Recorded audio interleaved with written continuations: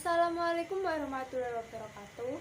Perkenalkan, nama saya Salsa Briandriani dari 10 MIPA 7 nomor absen 34. Di video kali ini saya akan membahas kandungan pokok manfaat dalam surat At-Toha. Surat At-Toha merupakan surat ke-20 dalam Al-Quran. Surat ini terdiri dari 135 ayat dan termasuk golongan surat Makkiyah. Surat ini dinamai At-Toha. Diambil dari ayat pertama surat ini, Allah menerangkan bahwa Al-Quran merupakan peringatan bagi manusia, wahyu dari Allah, dan pencipta alam semesta. Adapun pokok kandungan yang terdapat pada surat At-Toha adalah sebagai berikut. 1. Menjelaskan tentang hukum mengerjakan sholat dan keutamaan waktu-waktunya. 2.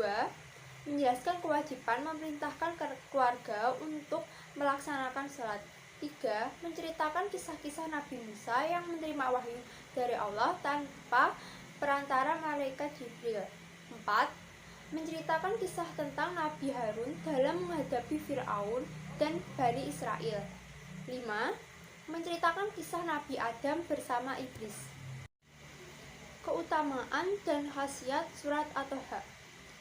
Pertama, termasuk Al-Ma'in yang diturunkan kepada baginda Nabi Muhammad SAW sebagai pengganti Zabur. Kedua, mengandung Ismaul Azam, nama Allah yang paling agung. Jika berdoa dengannya akan dikabulkan. Ketiga, diberikan catatan amal perbuatan dengan tangan kanan dan tidak dihisap apa yang akan dilakukan setelah masuk Islam. Dari Abi Abdullah telah berkata, janganlah kalian bosan membaca surat At-Toha, karena sesungguhnya Allah mencintainya dan mencintai yang membacanya. Barang siapa yang membacanya dengan istiqomah, maka Allah akan memberikan kitab catatan amal perbuatan dengan tangan kanannya di hari kiamat. Allah tidak menghisapnya atas apa yang dilakukan setelah Islam dan memberinya pahala di akhirat hingga ia merasa ridho. Taswabul Amal 137. Keempat, bisa digunakan untuk wasilah doa agar melembutkan hati. Bagi seseorang yang merasa hatinya keras, atau ada seseorang saudara atau sahabatnya memiliki hati yang keras, maka dapat dibacakan ayat 1-5 dari surat At-Toha.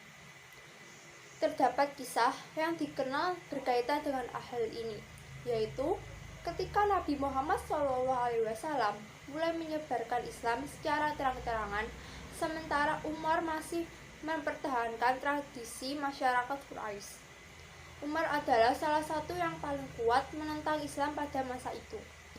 Menurut ahli sejarah Islam, semasa Umar dalam perjalanan membunuh Rasulullah, beliau bertemu dengan seseorang yang mengatakan bahwa beliau harus membunuh adik perempuannya dahulu sebelum membunuh Rasulullah SAW, karena adik Umar sendiri sudah memeluk Islam.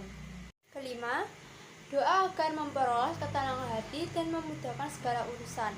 Apabila sedang didera kebudahan dalam hati atau sedang menghadapi suatu masalah yang pelik, maka berdoalah dengan membaca surat Toha ayat 25-26. Maka Allah akan memberikan ketenangan hati dan memudahkan segala urusan kita. Ayat ini berkaitan dengan kisah doa Nabi Musa kepada Allah agar diberi kelapangan dalam menghadapi Fir'aun yang terkenal sebagai raja yang kejam.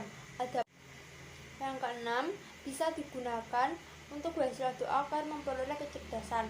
Adapun caranya adalah dengan membaca surat Toha ayat 25-26 setelah selesai sholat subuh. Insya Allah pembacanya akan diberi kecerdasan.